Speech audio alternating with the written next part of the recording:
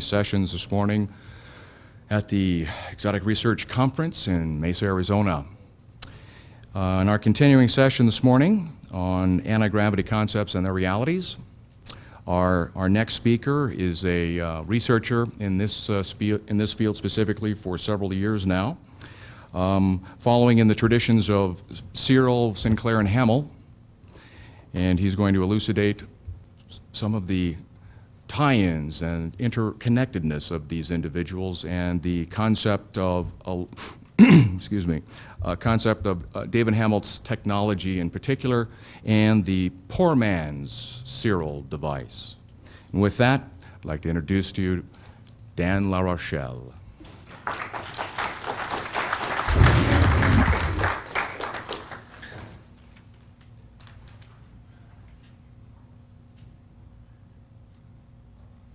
Thanks for coming. My name is Dan LaRochelle. I'm from San Diego. A few years ago, there was kind of a little firestorm on the internet about a man by the name of David Hamill. And if you're on the internet and you go through like Jerry Decker's KeelyNet or some of the other web pages, or if you don't have access to the internet, there was a great interest in this man up in Canada. Pierre Sinclair is another Canadian researcher who has, over the years, worked with David Hamill, bringing his, if you want to call it a mission, to light. Back in 1975, David Hamill, who lived on the west coast of Canada, had a very unique experience. While watching the Waltons TV show, about 8 o'clock at night, sitting on his couch, the TV in front of him went crazy. The reception kind of went out and the TV went snowy, and all of a sudden, from the TV came what appeared to be two beings that looked like humans, appeared on both sides of him. They placed their hands on each shoulder of him and said, "Don't worry, don't be afraid, we're taking you for a ride." Which is very interesting. That doesn't happen a lot every day. Never happened to me.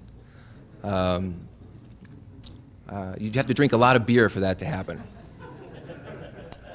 So, the story goes on that he was raising up and he looked down and he saw his body on the couch, like if it was asleep. So, here's this man looking down, going through the roof of his house, and he's looking down at himself asleep on the couch. And there's a reason for that, is that if you're taking out of your body without your body dying, you get to go and do things you normally can't do if your body's present. Okay? Now, out of body and remote viewing and other phenomena like that are pretty much accepted today. As the story goes on, 3 beings were waiting for him in a spaceship hovering over his house. And they started to question him. Now, how they communicate is a lot different than verbal communication. It's a psychic communication that happens almost instantly. Very quickly, complete thoughts and ideas are transferred between 2 individuals. Words are not spoken. These beings look just like us. You couldn't tell them the difference if you walked past them down the street. They started to question him and they started to tell him why and what they were going to do. The main reason was that they were from a different world called the planet Cladden, which is a type of sister planet to us on the opposite side of our galaxy. They've been here for many thousands of years, and that they were going to teach him something as well as give him a message. That message being that this world will be destroyed soon, utterly and flatly destroyed, and that we're giving you this technology in the hopes that some of you will be able to build this in time to get off, come back after the destruction and rebuild using the new technology. They told David, they said, "Look, Dave, we are the gods of old. We taught the ancient Egyptians. We've been all over the world. Pretty much everywhere there's a pyramid on this planet, we've came down and taught as teachers. Now that's pretty amazing that these beings are actually 10,000, 15,000 years old. Because these are the exact same people that are alive today were then back then.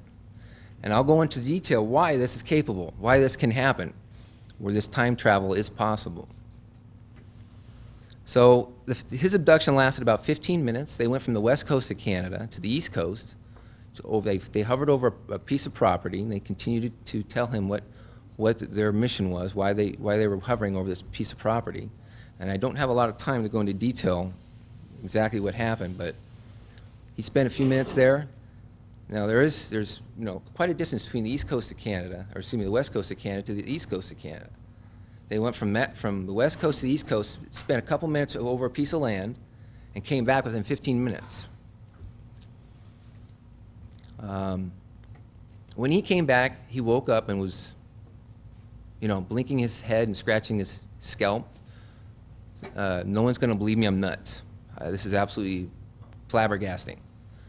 The next day, he goes to the bank and takes out a lot of money, and immediately starts to buy material to reproduce what he saw on the ship. Now, when he was on the ship, because he was out of his body, he was able to go out throughout the ship without being killed. In other words, he was able to go through the propulsion system and see its moving parts and its principles real time without turning into a red spot on a rock. Okay? This technology uses a mechanical motion. It is not solid state. There are no electronics involved. It deals with a special motion in the universe called streptation. Streptating objects do not obey Newtonian physics. Force equals mass times acceleration is no longer applicable. And I go through that also a little later in the speech. You have to ask yourself, why does not an atom at a period of time destruct? Why do not electrons get captured in the nuclei? These subatomic particles are going through a special motion that allows them to perpetually exist. And if we duplicate on a macro scale the microcosm, we too can have machines that will act like atoms. And I'll cover that also a little later. So he builds, David Hamill's a very cheap man. Very cheap, okay? He doesn't have a lot of money. And nearby his house, he had a junkyard. So many trips to the junkyard later, several $100s worth of magnets later, permanent magnets. Less than a year later, he builds a small 7 to 8 foot diameter UFO motor that he saw using the principles on the ship. About 11 o'clock at night, he's got this thing up on an 8 or 9 foot platform. And he activates this thing, and it takes off, never to be seen again. Extremely upset, very mad. Not that the thing worked, but he lost all his precious magnets. A lot of people who've gone up and seen him come back scratching their head going, this man's nuts. He is hard to understand. Very generous man. When I contacted him through Pierre Sinclair, and some of you might know who Pierre Sinclair is, well, unfortunately, Pierre Sinclair has convinced himself that David Hamill's technology is real, but that he won't continue his research with David Hamill, which is unfortunate.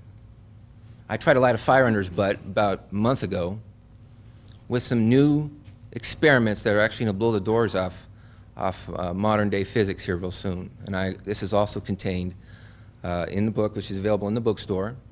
There's 2 experiments that are very fascinating that produce some amazing results. And they correlate directly with the Hamel technology and what he was shown by the aliens. I contacted David on the phone from San Diego, told him that I knew Pierre Sinclair, who had been working with him for several years, trying to reproduce a prototype. Pierre gave me his phone number. I called him, answered the phone, introduced myself, told him I wanted to come up and see him. No problem. When are you coming up? I told him in about a month. Now here's a man who's never met me, doesn't know me from Adam, and invites me to stay in his house. Just like this. That's how generous David Hamill is. So I declined because I came up with two individuals, two friends that I had, were also interested. And we took pictures, and took video, and took audio. And we stayed about 2 days, many hours each day. We stayed over a weekend. And I took pictures of everything he would show me because I did not expect the huge information influx into my brain. I actually had a brain overload and left shaking. Because I do have enough background, I'm enough self-taught background to realize what he had was real. But I didn't know what the correct questions to ask at the time. I was under a time constraint. So over the past 2.5 years, I've poured over the data that I collected up there. And I've made many correlations, not only to past civilizations like the ancient Egyptians, and the very hieroglyph writings itself are nothing more than a physics encoded in a language for preservation. What better way to preserve a technology and you actually make it into a written language, as teachers would teach a primitive society? And this has happened all over the world, including China, Central and South America, the Americas, all the Americas, Europe, all over the place. David Hamill was told that, David, you will find UFO motor parts that have not been used or discarded all over the face of the planet. That's interesting. So I went looking. I got some good tips from David, too. David Hamill, for many years, makes these wonderful hand drawings. If you've ever seen them, or if you've ever seen pictures of them, they're fabulous. He makes these colored hand drawings on a big sheet of paper, like an artist's canvas, that flip over each other, like something like I have on a tripod, and that you would write, you write on and you flip it over, something like that. For 5 years, he did hundreds of these drawings and sent them to the Canadian Patent Office. He went there, checking on his patent file, and went upstairs into the room. They pulled his file, and there was nothing in it. They had taken literally hundreds of irreplaceable drawings and stolen them. That right there really hurt us, and I'll tell you why. David Hamill was really jaded after that. He did not want to share anymore. And a lot of those drawings he did not reproduce or redraw, which is a real shame. A lot of the drawings that he had done back in the later 70s, he still has. And we took pictures of those. So here's a man who's right now is in his mid-70s, is in ill health. His wife is a very great burden on him. It's a labor of love because he takes care of his wife. His wife has a type of muscular dystrophy. And he works on a prototype today that is like the prototype that flew away in the 70s, but is much bigger. And he still believes in his head that he's going to get this thing finished and fly off on it. I wish that were so, but reality might not be that way.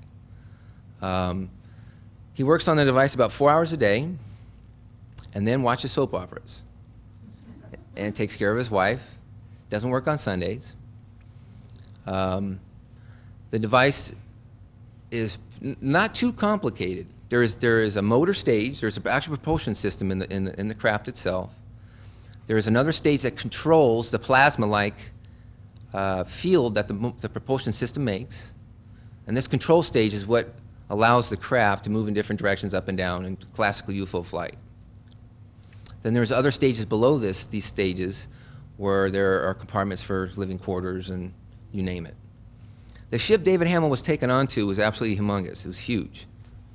It was 9 levels high and hundreds and hundreds and hundreds of feet in diameter, all made out of granite, the actual stuff the Earth's made out of, which is a very high K dense dielectric. Not only that, but granite is 10 to 15% quartz, as well as feldspar and other minerals.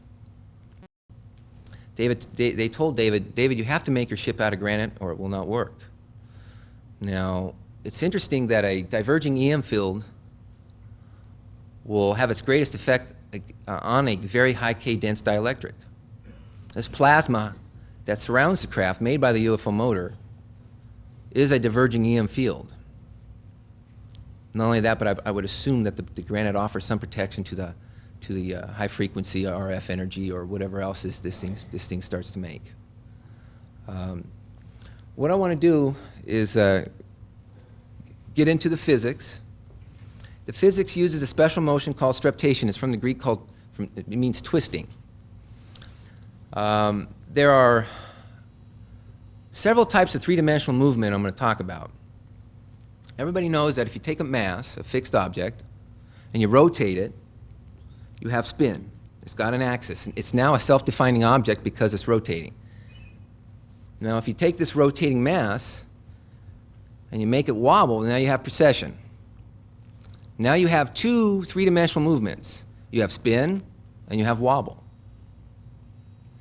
Now let's get this thing moving in a circle or an ellipse. Now you have three-dimensional movements: spin, wobble, and an orbit. Starting to sound familiar? Particle physics. Now you have a fourth three-dimensional movement, which is 12, which is a complete number, and that's up and down motion of this whole thing as it wobbles and spins, creating this complex movement. Now what happens is very interesting to the mass. The very flow of time through the mass changes. F equals ma is no longer applicable because inertia has been altered. A streptating object that strikes a non-moving object does not transfer energy like a bullet, say, out of the muzzle of a gun, just going through spin as it travels. If you could create a bullet that goes through streptation and fire it against a steel object or something hard, you'd be very surprised what happens. That bullet might stop dead or go right through the steel as if it was nothing, depending if it's going to a negative and positive cycle. Now, what David Hamill did is he saw this motion on the UFO, and he tried to reproduce what he saw. He made many, many prototypes, and because he didn't have a lot of money, he would make a prototype, learn from it, scrap it, and build another prototype. And that's why there's really no prototypes up at his house today, which may or may not have helped him, because he had some very unusual guests that might have shut him down a long time ago. So he started to build prototype after prototype after prototype. And one of the things he did build in his garage was a unique device. How do we get this going here? Overhead. Anyone help me here? There we go. Okay. He built something like this. Now, keep in mind when you look at these transparencies I have here today, they are round, three-dimensional physical objects. They are round, like a Chinaman's cap. Okay? So whenever you see a 2D dimensional cut like this, always get in your mind that it's round. Okay? Now what we have here is we have a round barrel with some parts inside. And the dark colored in parts on the sides and the top are magnets. Okay?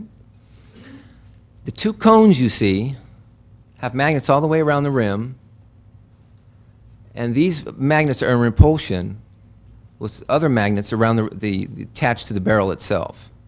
Okay? These two cones are connected by a needle bearing. Okay? So one cone fits inside the other on a needle bearing. So it's virtually resistant free with a very small contact point. Now these two cones rest on a movable platform with two or three, well actually it's 3 or 4 mechanical oscillators underneath. There are these mechanical oscillators that impart part of this streptating movement in nature that I'm going to talk about here in a minute. I show it stylized here as a moving bed. There's 2 more behind that, which would be a square configuration for a stable platform, okay? And underneath the platform, the movable bed is another set of magnets. Okay? So everything in here is repelling each other except for the bottom set of magnets, which are in attraction. Okay? The top magnet on the top cone is a disk magnet. The one above that is also a disk magnet, identical. The 2 ones on the bottom are 2 disk magnets, identical but in attraction. Now what happens is because these cones are floating and they're on needle bearings, so that when one cone is forced to fall in one direction, as it spins, it goes through forced precession. Okay? As it spins, it's forced to go through precession. Okay? So we're almost there. We're almost at the streptating technology. There's something missing. Not only do we have to have precession and rotation, but we have to have nutation and other higher orders of three-dimensional movement. So this wobbling is transferred down to the second cone, which also spins. It's identical to the first cone on top. And that starts to wobble in the opposite, out of phase, 180-degree out of phase motion, so that the net wobbling is 0 in reference to the whole device. Okay? That wobbling is transferred down to the bed, and what you have is you have these balls in cups, and so when you wobble this platform, the balls will ride up and down on these cups. And as this happens, it's an oscillation, it's not a rotation, okay? The bed at the bottom does not rotate. It oscillates like this. It does not spin. These oscillating cones, 1, 2, and then the bed,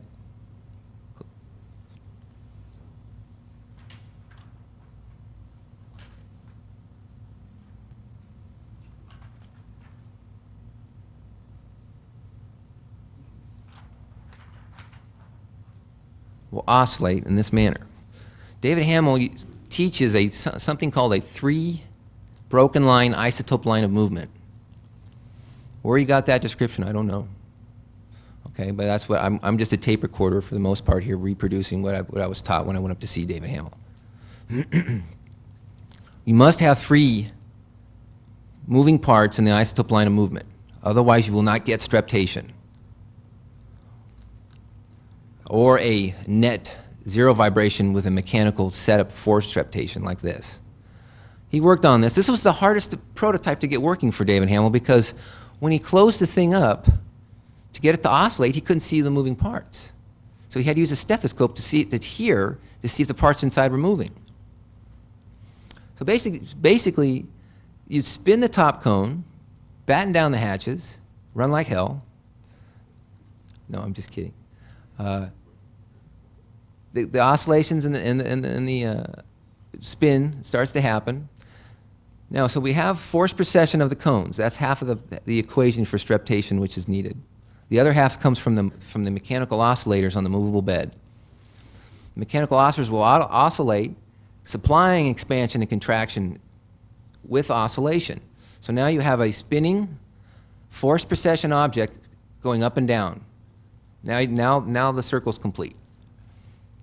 Now the hard thing about this device is, and there's people building this today, by the way. I'm working with a loose association of other people that are trying to reproduce this at a feverish pace.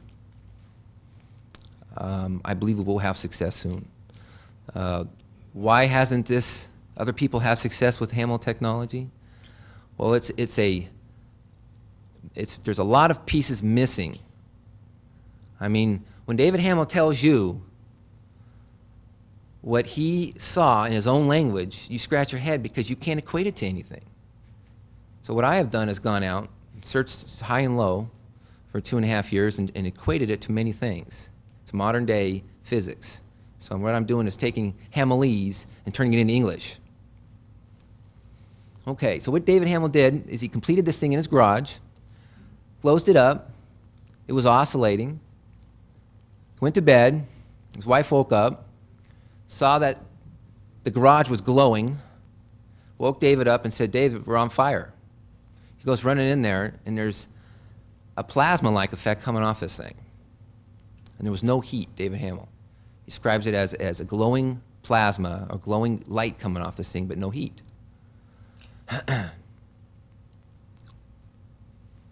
Then the thing blows up, goes through his roof. All the parts inside the 2 cones leave a big hole in his roof. Now, a friend of mine went up to see David Hamill and specifically asked him, "David, let's make this 2-cone generator again." David, his own word was, "Hell no. I'm not making that bomb again. It almost killed me." So that's what we're up against when you try to work with David Hamill. He can be your friend or a stumbling block for you when you try to help him out. This is what Pierre Sinclair, over the many years, has dealt with. You got a guy, an elderly gentleman set in his ways, and he's going to do what he's going to do regardless. Okay, nice guy though, don't get me wrong. I love David Hamill. Okay.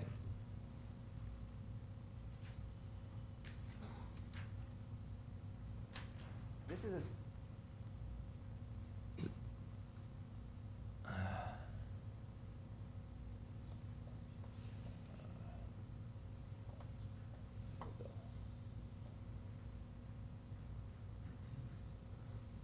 This is a stylized version of the isotope line of movement in action. Okay? As you can see, the symmetry is perfect while it's moving or in dynamic balance.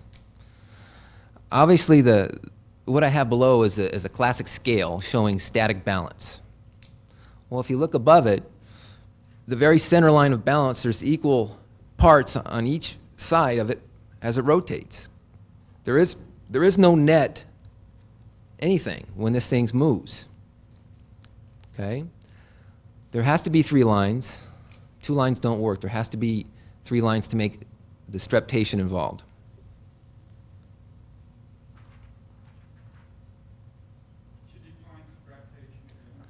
Streptation is a 3-dimensional movement or a complex 3-dimensional movement of mass.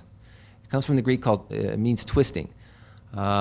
If anybody here is familiar with Bruce De Palma's work, he has some great essays on matter in motion or mass in motion because of his spinning ball bearing experiment, the homopolar generator, which is included in the Hamel technology I'll go over, believe it or not. There is a Faraday disc in this technology, and it goes through streptation. That's correct. It could be precession, nutation. That's correct. That's a type of streptation.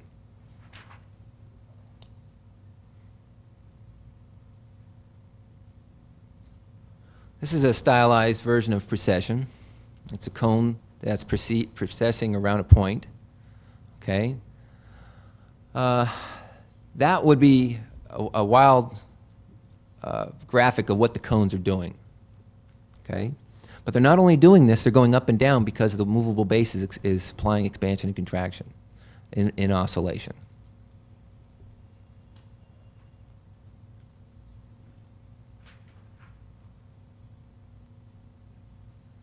Now, if you want to go home after this and build your little self a 2-cone generator in your house, be my guest, but I take no responsibility if you blow yourself up. Okay?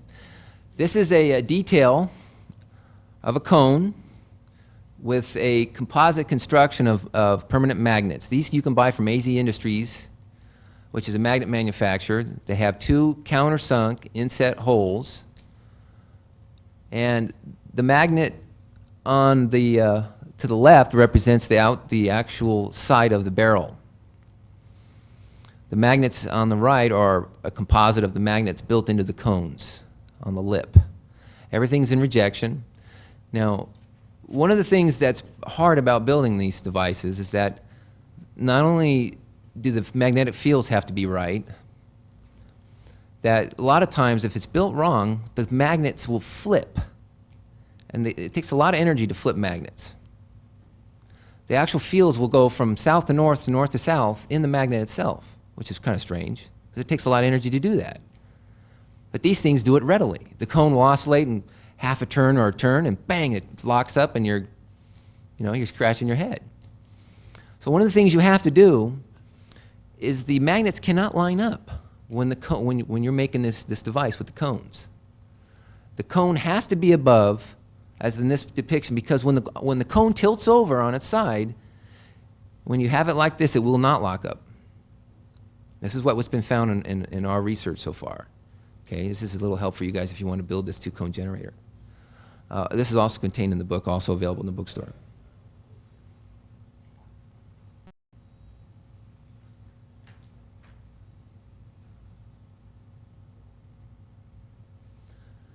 Now, David Hamill uses sacred geometry as he was taught by the alien visitors in building his parts.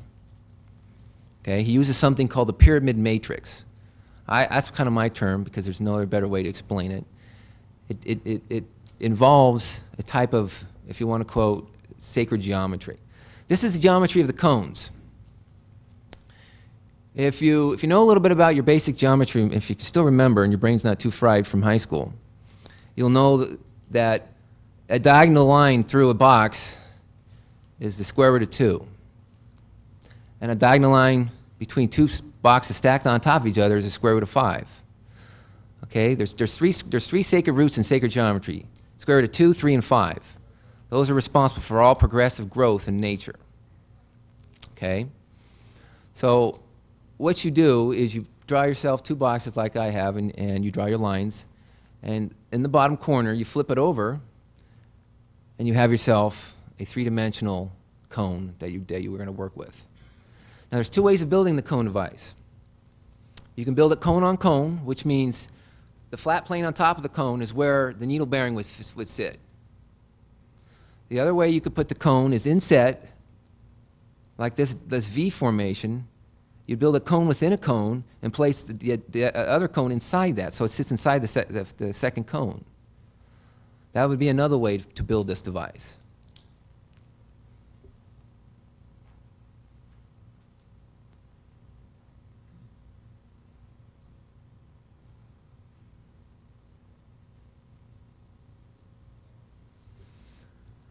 Okay. David Hamill was taught by these aliens to use a type of matrix that would supply the geometry needed for the different parts and their proper placement and size. And I've kind of coined the term pyramid matrix. There's a pyramid matrix and there's a master pyramid matrix. Okay? Now, this matrix is a type of dimensioning. Okay? You draw an equilateral triangle and you inscribe inside that a smaller equilateral triangle in such that its vertex dissects the larger triangle sides, like so. And you do that 7 times. Okay?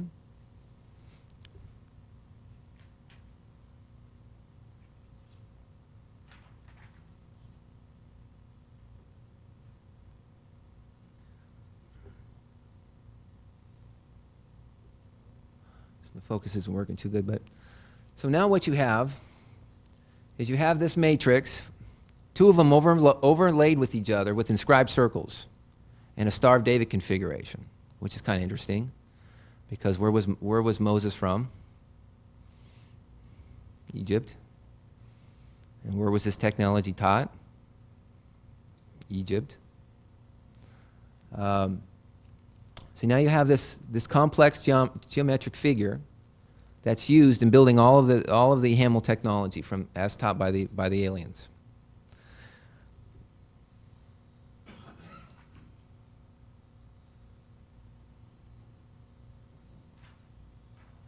Getting away from the 2-cone device, which is fairly simple. I don't have a lot of time, so I got to move on to the actual propulsion system. Inside the propulsion system, there's many modern-day accepted principles in electronics, as including a capacitor effect, a Faraday rotating disk effect, a motion electrical field generation effect. There are 2 embodiments of the actual propulsion system. One uses a streptating magnet on a rod, and the other one uses a sphere made out of granite going through streptation in a certain constrained path. I'm going to show you the one on a rod first. By the way, we're all familiar with the medical symbol, one of the 2 medical symbols in use today, called the staff of Hermes. Well, the staff of Hermes is actually a motor part from this technology. The staff of Hermes is ancient. It goes back at least 5,000 years in different cultures and in different embodiments. One of the 2 parts in the propulsion system are these moving wings, as David Hamill calls them. He calls them wings. They're not really wings. They're capacitor plates separated by a mechanical oscillator. And so what happens to these capacitor plates is that they're always varying their distance while they're moving, which in effect acts as an energy pump with an electrostatic field, with an electric field. And how you get the geometry for this specially shaped capacitor is through the pyramid matrix.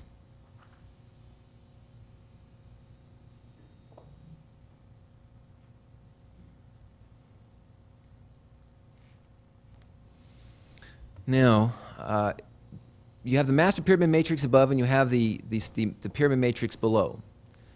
And as you can see, I've added a smaller triangle below the center.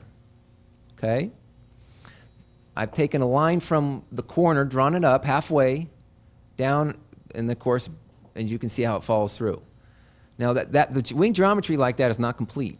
There's something missing. There's the foot of the wing and the shoulder of the wing that's missing, and those have to be added. These two capacitor plates act like a turbine. They suck air through the oscillation they create, and they expel this air down the center hole that's in the center of these two capacitor plates.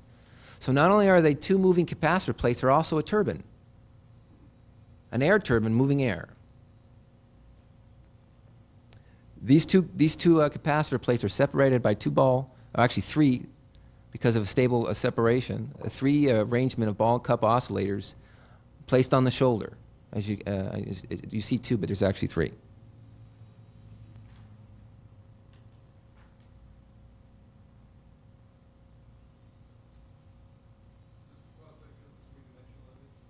Yeah, this is a 2D image, but remember, what you're seeing is actually completely round and three-dimensional. This is the basic layout. I don't have much time, folks. I wish I had more time, but all of this is contained within the book, in the bookstore. The two wings are there. They're placed inside. On the second one down, you see the wings are surrounded by shell. Okay? And that little thing in the middle is a rod with a disc magnet mounted on the very top of it. Now, the Japanese configuration shows a rod with snakes intertwining, with wings coming off the staff, and with either light or flame coming off the top of the staff. That is the staff of Hermes. That spinning rod with a magnet on top of it is forced into precession, which transfers down, a wobbling motion transfers down to the through a rod on a needle bearing, which sits on a cross, and the cross has holes in it, which allows the airflow to go through the cross.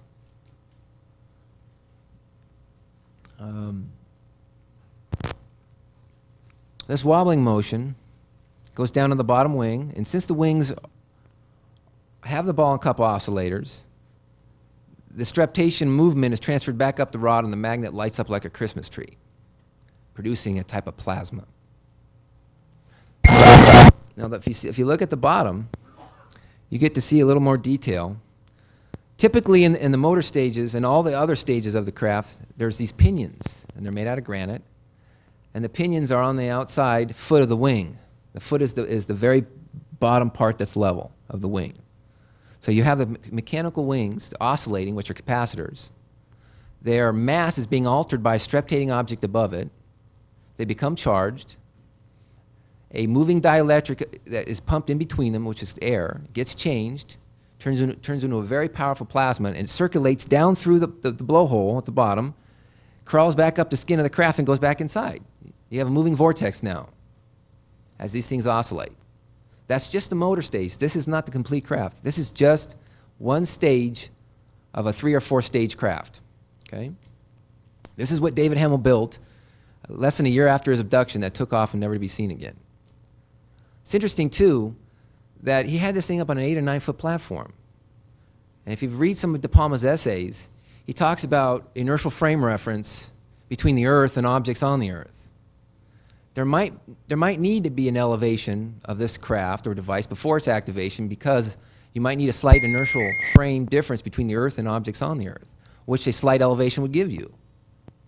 And believe it or not, that the interesting thing is when you read De Palma's work, he talks about changing these inertial frame references to get a time dilation effect, which is quite interesting.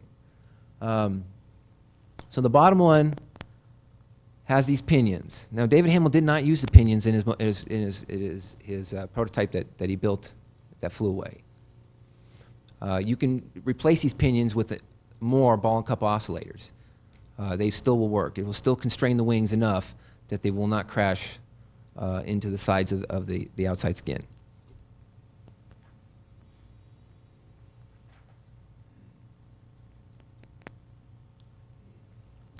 Here we have a staff of Hermes, a little more detail of it, in the center of the craft.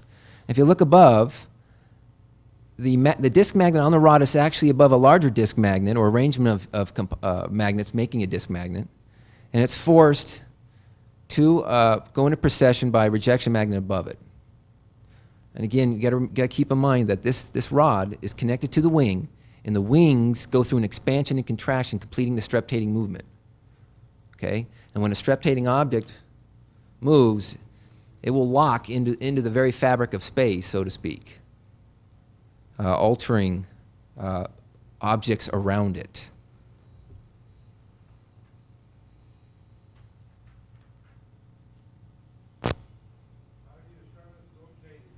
Well, what he did is he was up about 9 feet in the air, 11 o'clock at night. He opened this, if I can get a shot here. He opened this part up, right here, reached in, spun it by hand, closed the rejection magnet down, and he noticed something quite spectacular happen. Out the bottom of this thing became beautiful rainbow colors that slowly crawled up this outside skin of his prototype, which, by the way, was all built out of junkyard parts from a scrap heap made out of aluminum plates. Okay? And this wonderful effect crawled up the skin all the way through, and the whole thing was changing colors right in front of his eyes. At this time, everything in the neighborhood, all the power in the neighborhood went out. Nothing worked. He jumped down the ladder that was up there, ran into the house, grabbed his little Kodak throwaway cameras you can get. Have you seen these things? Some of them have flashes. Pierre Sinclair called it a brownie camera, which is not really does it justice, because when I think of a brownie camera, I'm thinking of 1920, black box thing. So he started snapping pictures. And this thing was anchored down by steel rods and chains to this platform. It broke away from this thing like it was nothing. And this prototype's only 7 feet in diameter. And it slowly rose up in the sky, changed colors, and took off. There are these pictures on Pierre Sinclair's website. You can see these. If very interesting, which is even more makes this even more credible. If you look at these pictures, you will see a plume, a jet, a cone, a type of plume coming out the top of the craft in this ball of light. The plume comes from the streptating staff of Hermes magnet.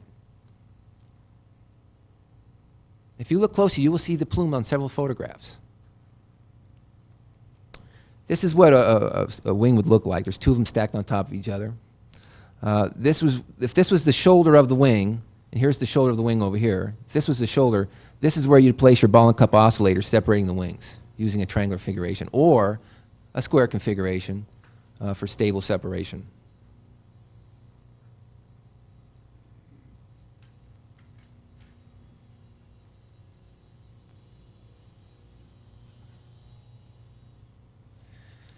Here's the layout of the staff of Hermes propulsion system. This is, again, just one of two types that the aliens use, are these teachers.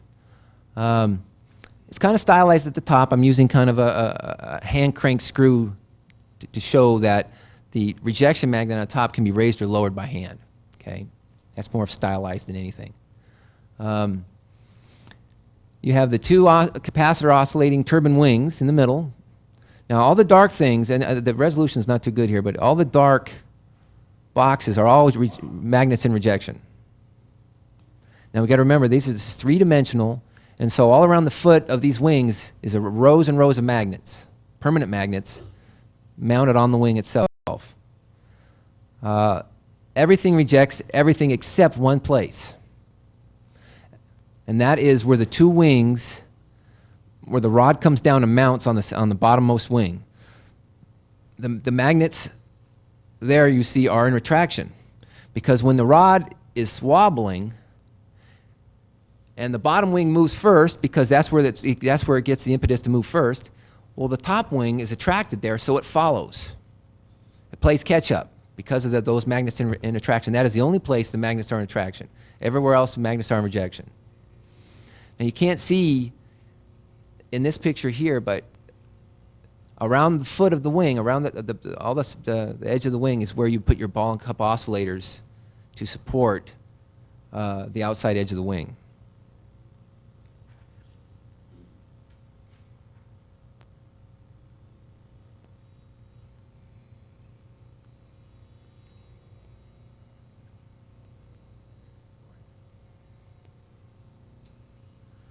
Here's a little, another little closer-up detail of it. The rod itself has a disc magnet attached to it, which goes down and rests on a needle bearing. Now, there's two ancient symbols that caught my attention pretty quickly here. That is the solar cross. It's an ancient symbol, a circle with a cross in it, stylized with a corona around it. Very ancient symbol, showing up everywhere in the ancient world. And, of course, we have the staff of Hermes. Well, they go together. They're inseparable because the solar cross is actually part of the lower wing. It's what the staff of Hermes rests on. Now, if you were to look at this thing underneath it and stare up at the blowhole, if you were underneath this device, you would see a cross. And if this thing was running, you would see a corona coming out of this hole. Okay?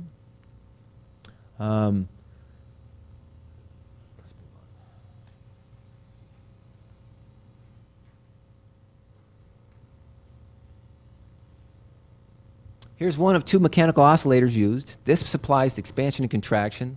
The pinion oscillators do not supply expansion and contraction, but allow for expansion. They keep the wings from going too far off center. They constrain the wings in a circular motion, whereas the ball and cup oscillators create expansion and contraction while the ball rolls up and down on the walls. And they move in a 180-degree oscillating movement out of phase, this kind of motion. These are what separates the wings.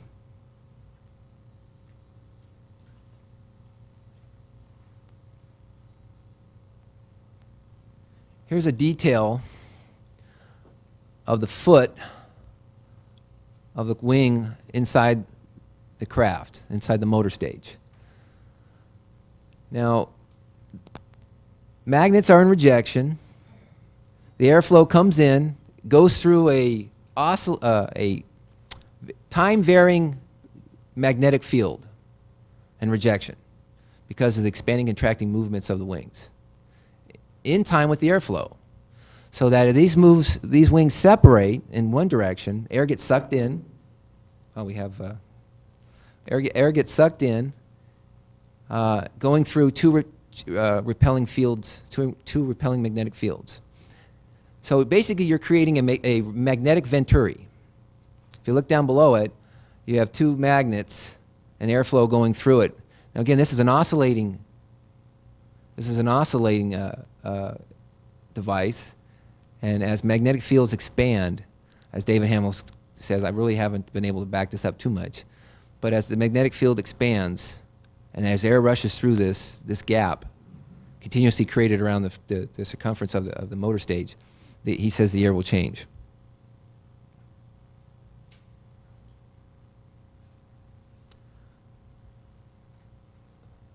This is what the pinion oscillators look like. It's, again, these are round. If you were just to have the pinion and put and set into a cup, it would fall over. Okay?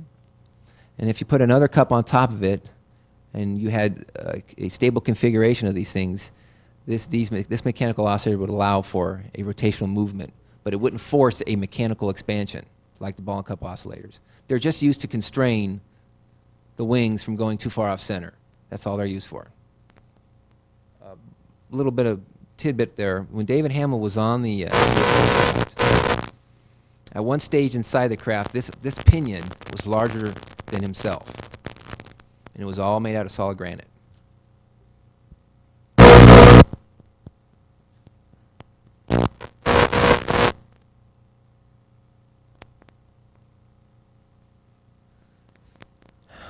Here we got a collage of images, and we have spin, precession, nutation, and other higher orders three-dimensional movement.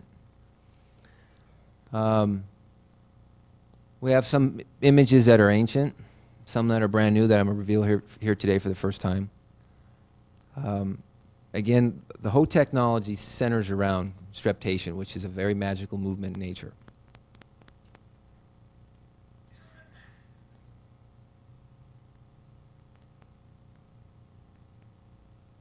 I found these little beauties going through an Egyptian hieroglyphic book. And again, I contend that almost all of the symbols in the ancient Egyptian hieroglyphs are stylized mechanical parts that were preserved in the language itself. These are hieroglyphs showing streptation. And when you abruptly stop a streptating object, something magical happens, or change its course of direction. There is an energy discharge or a snapping effect of, if you want to call it the quantum space-time flow, whatever name you want to put on it. And if you see, as you can see these spiraling movements, when it changes its direction, there is an energy release or a phenomena happening here. This stylized hieroglyphs are literally older than dirt.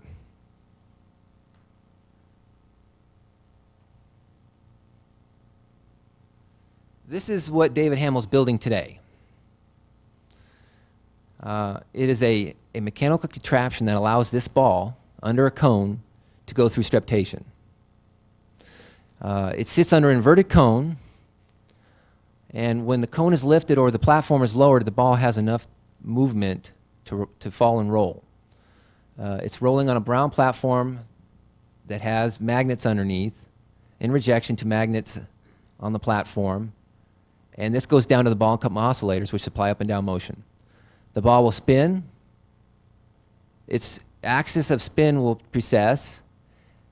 It will go up and down inside the inverted cup, or the inverted cone, and its momentum will be changed periodically as this thing rotates.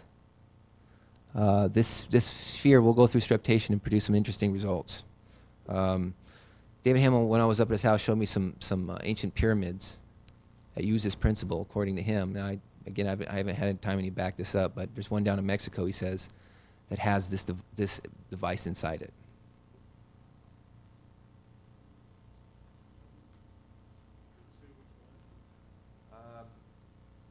No, well, memory fails me, but no, he says it was an underground buried pyramid that had been excavated, I don't know, 10 or 20 years ago, and there were some pictures of it. This is a experiment that was related to me by Jerry Decker at KeelyNet. And when I heard about this experiment, he told me this experiment was done after I had told him about this other experiment that I was dealing with by a partner of mine in San Diego. Back in the early 20s and 30s and so on, they have these high-pressure pneumatic equipment like jackhammers and ratchet machines and so forth that use very high-pressure air.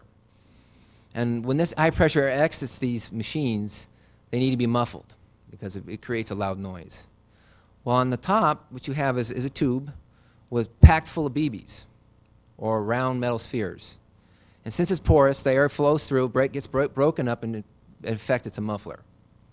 Well, these things old, they wear out, and these BBs start bouncing loose inside there. And they go through all kinds of complex 3D movements while they're bouncing around inside there. It's been found that all of a sudden these noises would quit. It'd be like the dang thing healed itself. Well, if you look on the second one down, you have the ball going through turbulent airflow, and it's spinning, and it's going through streptation. And it's bouncing off the sides of a solid object, changing its course, which are all the criteria needed for this phenomenon to happen. So the third one down shows a very unique experiment that anyone can do for under $100 and investigate this phenomenon for yourself. The second experiment that I give is quite amazing. It was discovered by a friend of mine named Nick Barker in San Diego, who's an inventor, a very unique inventor, by the way. He was studying studying the physics of elliptical motion, and he came across this wonderful experiment.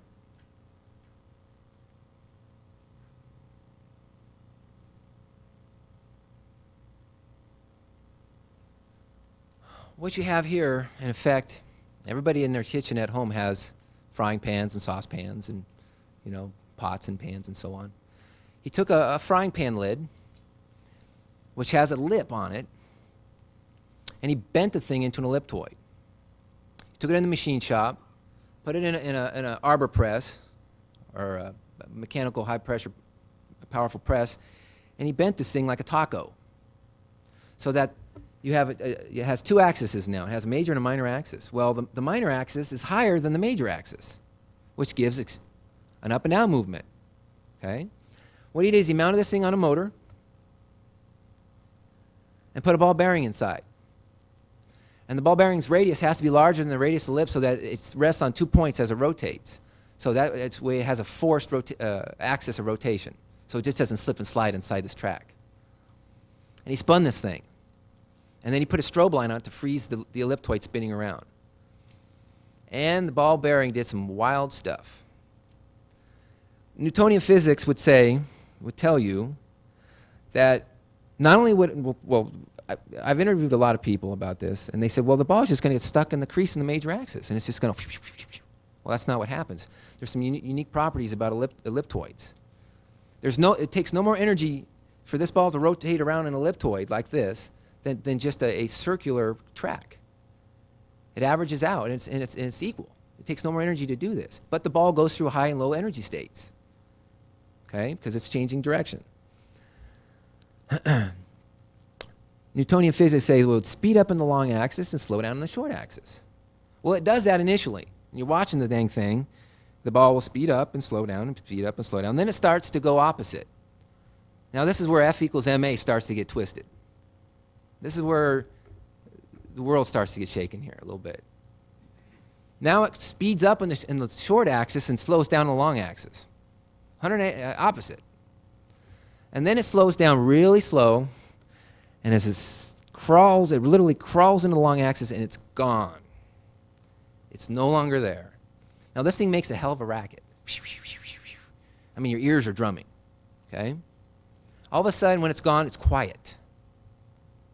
And you're looking inside the thing, where the hell this thing is. About 3 seconds later, it comes back from wherever it went with a bullet-like velocity and a beautiful rainbow color effect behind it. Hauling ass. And then it cycles down. Then it goes through the cycle again and does the same phenomenon. Repeatedly. Well, I about flipped when Nick Barker told me about this, when I met him a couple years ago. Because I knew immediately this was David Hamill stuff. And unfortunately, I was not able to bring the prototype here that demonstrated this, but under time constraints, we are working on this, and the prototype does exist. I have to give credit to Nick Barker for actually doing this experiment and sharing it with us. This device is patent pending, by the way. I just thought I'd throw that out there for you.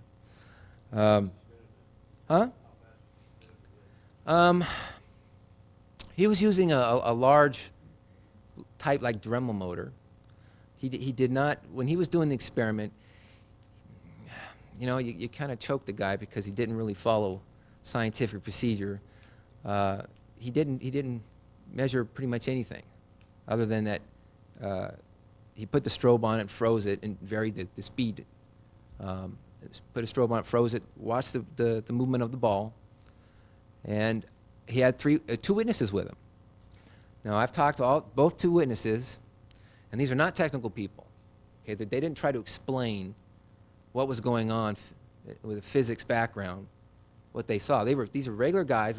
One was like a fix-it man, like he'll fix your garbage disposal for you. And then there was another gentleman with equally not technical, and they described this device working.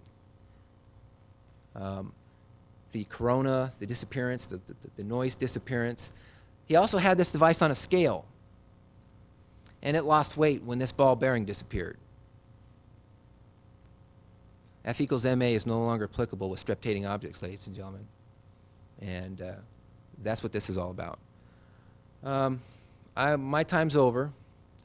I know I wish I could talk more in depth, but again, the book is available, which goes through all of this into the bookstore after this. Yes? No, we're not yet. Good question. Thank you.